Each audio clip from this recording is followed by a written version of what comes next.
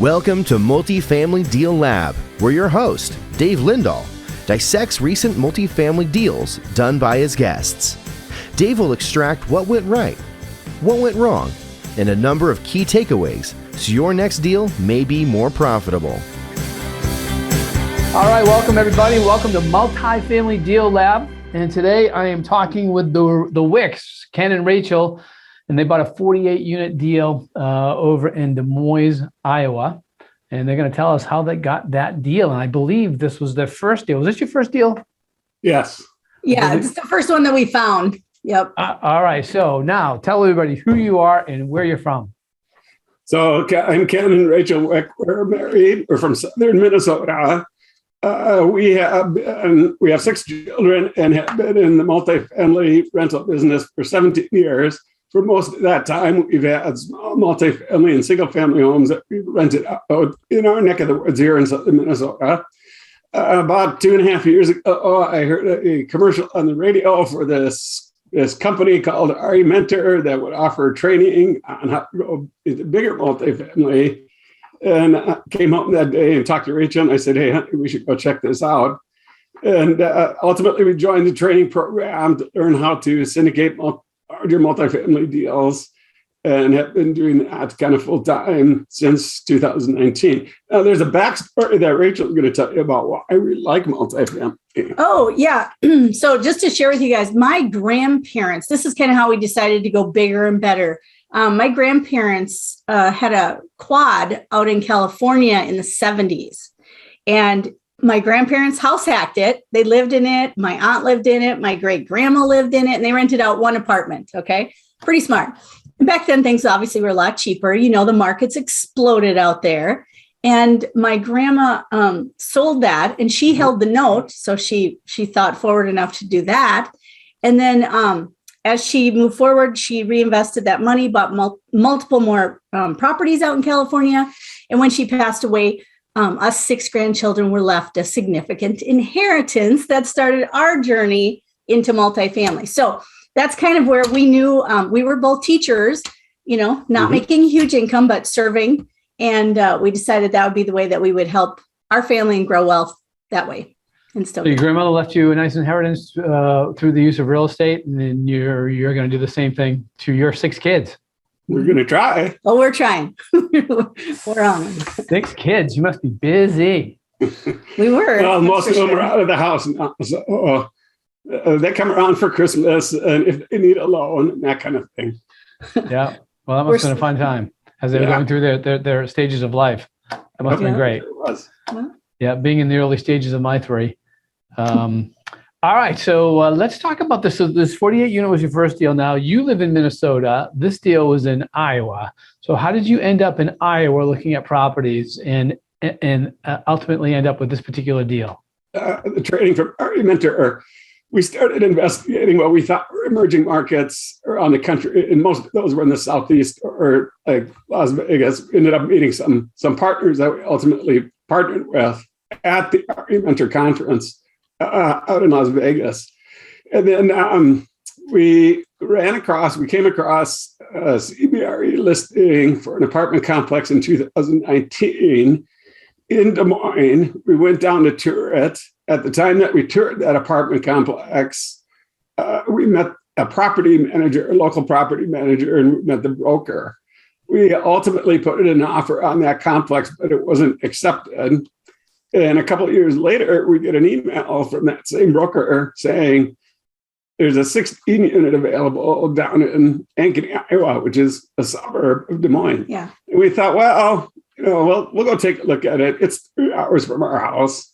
So we went to take a look at it, and we're kind of looking at each other thinking, this is nice, but it's kind of small. And we mentioned that to the broker, and the broker says, well, the same seller has a 32-unit 4 blocks from here that he's thinking about selling too. And our eyes perked up and our ears perked up, and we said, well, maybe if he'll sell both of them to us, we'll think about it. And well, and the thing about this, and competition is fierce out there, right? And we were finding that this complex was all single level Rambler looking buildings. It was very like non-traditional to the people that were out looking for properties. So there was a smaller pool of people going for the same property, which we found very attractive. We also found that this property also is very appealing to an older demographic because they could park right outside their door. They were all exterior entrances. And honestly, we would never go for an apartment complex that was all one bedrooms. We always like a unit mix. However, all of these being one bedrooms, everybody could park right outside their door. And this thing was just calling for a 55 plus type of move on it. And that's kind of how we decided, okay, we'll try and put in an LOI and see about actually acquiring this. Yep. So that's for the 48? Yes. Yep. The 48. I missed the transition from the 32 to the 48. No, it's a combination of two campuses. One has 16, the second one has 32, and they're 4 blocks apart. Yep. Oh, I get it. Okay. They're same builder, same look. They're identical. They're just 4 blocks apart. And when were they built? 1973. Mm-hmm. 1973. Okay, so now typically when we hear that it was built in the 70s or low 80s, one of the first questions we ask is, when was the last time it was repositioned? So when was the last time this property was repositioned? We think there was some work done on it about 12 years ago. Mm-hmm. We did hire an inspector to go through both of the properties, every single unit. At that time, we did put into practice our mentor training, where we were taught to look for things like aluminum wiring,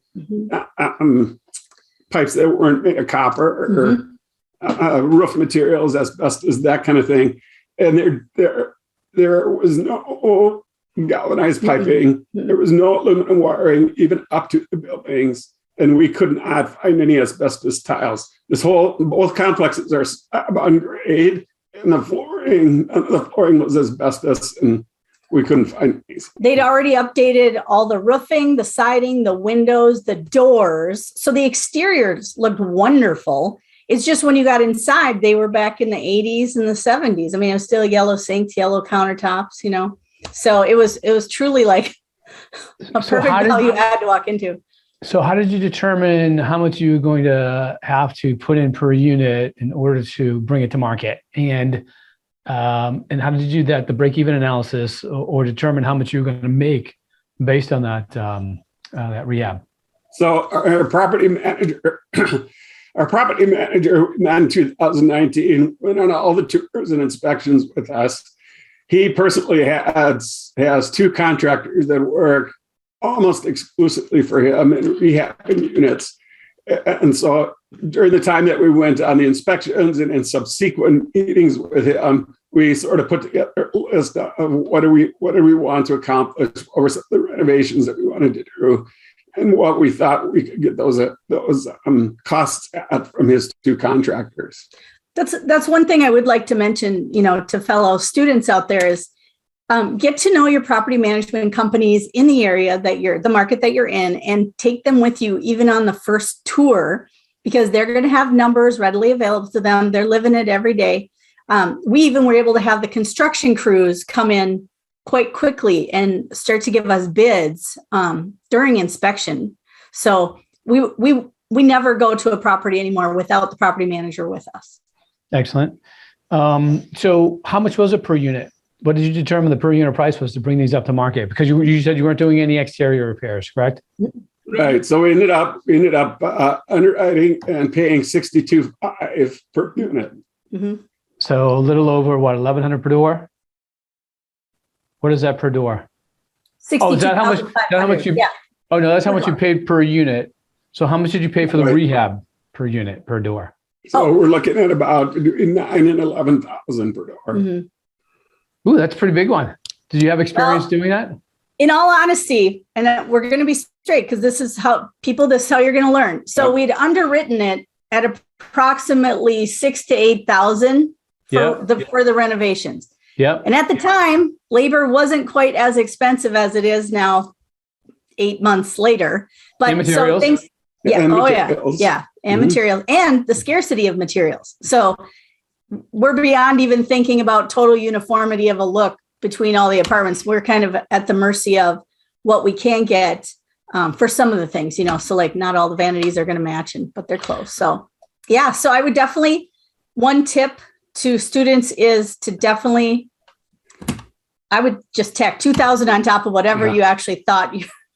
I was going to say, was going to be always at 20%, at least 20% more for sure. That's right. I was going to say a 20% contingency and take at least 2 contractors with you. So, all right. So, before I get into, so how much did you pay for this property? You said it was 62,000 a door. How much? What is that? So it's $3 million even purchase price. $3 million even. And then did you add the rehab into the mortgage, or did you raise that with your investors? The rehab was a second renovation loan that also was part of the original loan. Mm-hmm. So what was the loan? So we had a $3 million loan, or we had a $2.5 million loan to purchase the property, and $390,000 of that was set aside for rehab. Both of those are interest only for, it's kind of a sliding structure, but we initially got interest only for 3 years with the options to take it out several more years if we need to. So we were concerned about the upcoming economy. We tried to make sure that we had several different outs on the sale. Yep. We were all right. So, wait a minute. So all right. Wait. Before we get to your exit strategy, okay? Because there's a couple of things that we kind of went through, and I just want to catch myself up and everybody else up. So what I heard was that your rehab was 11,000 per door. You estimated 6 to 8. But in estimating the 6 to 8, you also realized that there was a shortage of labor and a shortage of supplies, which increases the price of supplies. Mm-hmm. So all that being said, is it still all in at 11,000, or is that number even higher? That's my first question. It's actually a little bit less than that. Right now, it's running about 10. So as your students will find out, you do adjust your business plan as needed. Mm-hmm. So now we've already, we have a working document flowing all the time, and we're adjusting what the plan's going to be for the overall renovation of the property. Our main goal is to do all 48 units. Oh, absolutely. We might alter that now. Because you'll run out of funds. Basically.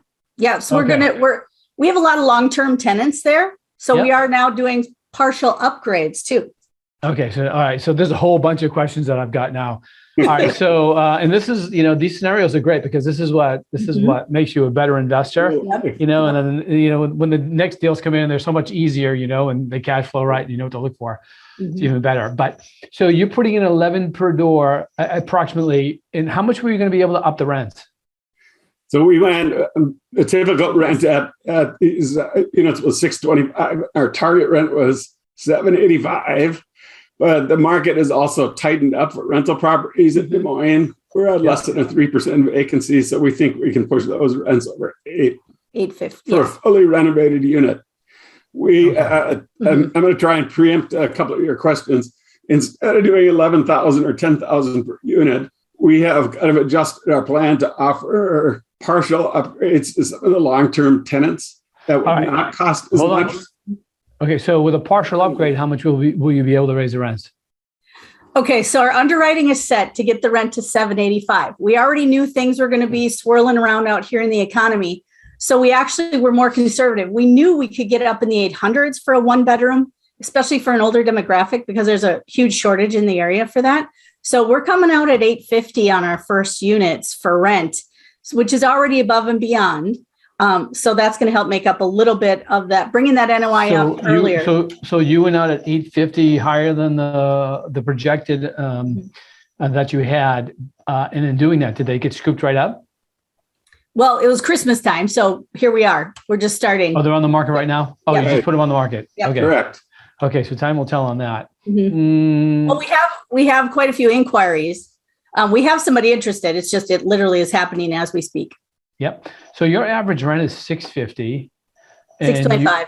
$625, and then you're going to offer partial repairs and increase the rent to what? $785. Oh, $785 with the partial repairs? Yep. Okay, so how are you planning for the attrition? The people that are going to be walking out the door?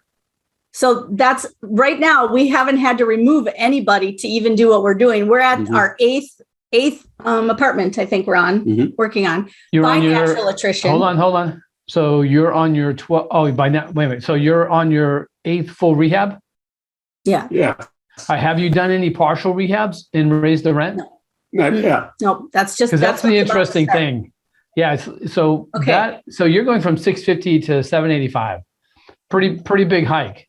We're actually giving a 2-tier option. Mm-hmm. So we're going to be doing like a 725 and a 785 basic option. And one's going to have more work done than another. Yep. Which we actually really like the option of doing a partial upgrade because we can bring in other vendors besides our 2 contractors that are already working. So we can speed things up because we are looking forward as interest rates are going to increase throughout the course of this year. The goal is to get into some long-term financing. That's what they say.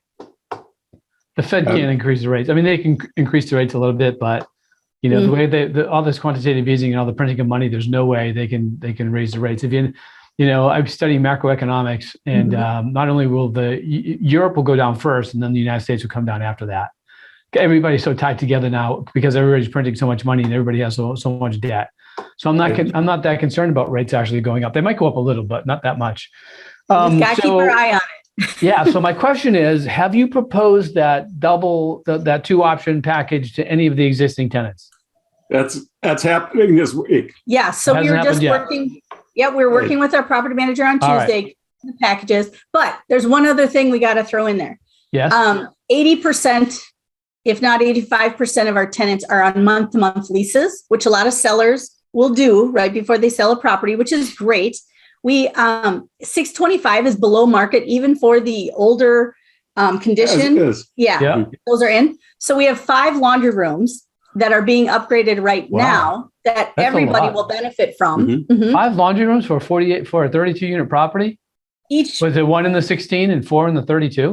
The 16 has 2, and then the 32 is actually 3 separate buildings in a complex, and each of those 3 separate buildings has a laundry room in it. Kind of like a laundry room hallway. Mm-hmm. Any of those you can turn into units? No, they're like a hallway. Units. Yeah. Oh, okay. They have some storage units in them too. Well, anyways, everybody's going to benefit from that. That's going to be done at the end of the month. And then we are doing a $50 increase across the board, which will just get us people. Well, there'll be some natural attrition just from the $50 increase, but we need some. We're at the point we need some more vacancies. Mm-hmm. Yeah. There will be some. I don't think you'll see a lot. That's not too much. It could be. I don't know. I'm not that familiar with that particular market, but so there's so many. This is such an exciting deal because there's so many things up in the air right now. You know what I mean? It's one of those things where we need to do another one of these 6 months from now and talk about everything that you learned and everything that you did, the mistakes you made, how you recovered. Because I'm sure it's going to turn out fine, but you jumped into a hornet's nest with that one. So let's take a look at the deal as when you were looking at the deal, what it is now and what you thought it was back then.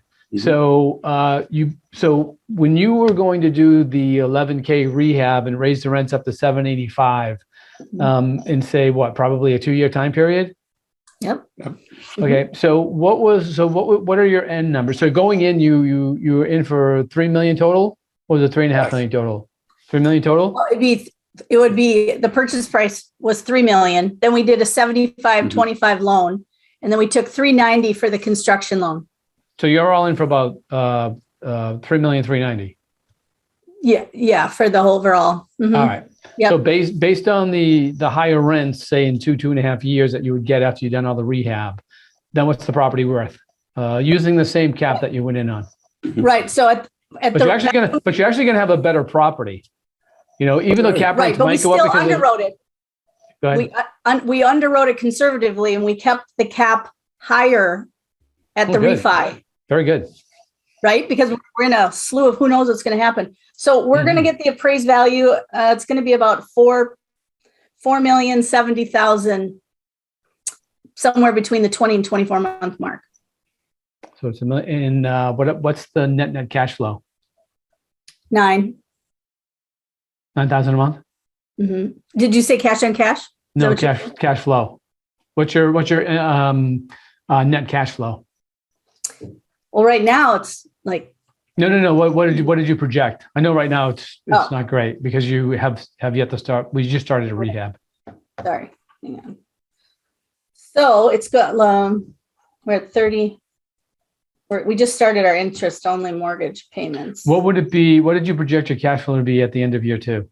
Because that's when, if everything goes right, that's when all your rents will be up. Yep. To where you want them. All right.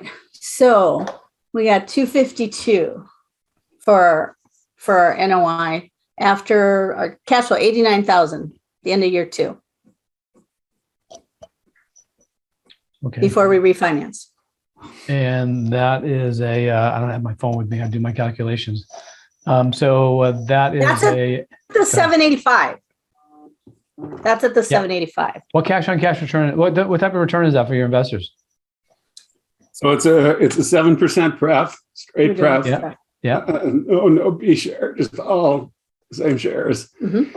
And then there's a waterfall at the end after anything above and beyond that at the end. 15% goes to the investors, and then up to 15% is split from the GP. We're doing a 70-30 split. Yeah. And the overall project is projected at 16.75 IRR.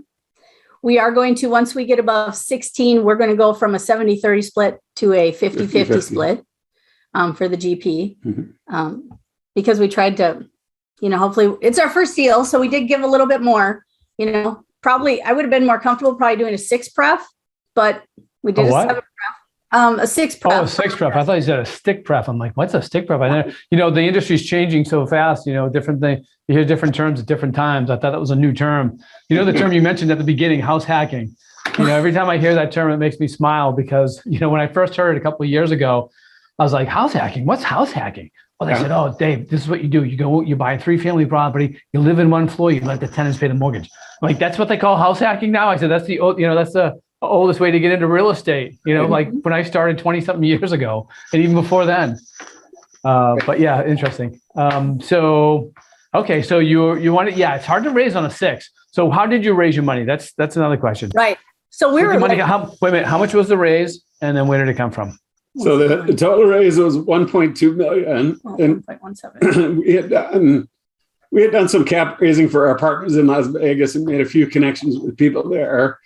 We had put together some marketing with webinars with our key principal partners out in Las Vegas. Mm-hmm. We had sent out, we'd done some active campaigns soliciting. This was a accredited only 560 accredited only syndication. So we felt that would be the best way to gather a larger number of high net worth individuals to invest with. We called a lot of people, frankly, from all the connections we'd made through not only our mentor, but we also belong to a Kingdom Real Estate Mastermind that has a lot of, Ellis Hammond is the head of it, has a lot of people across the country that have lots of connections. Mm-hmm. So we started calling people. We did webinars. Our partners in Las Vegas did a little cap raising for us too. Basically, we called people and said, "Would you like to invest?" Went through the whole property package with them, answered questions. There was one individual, it was a dentist up in Minneapolis, who we probably spent 6 hours on the phone with, and he wouldn't commit.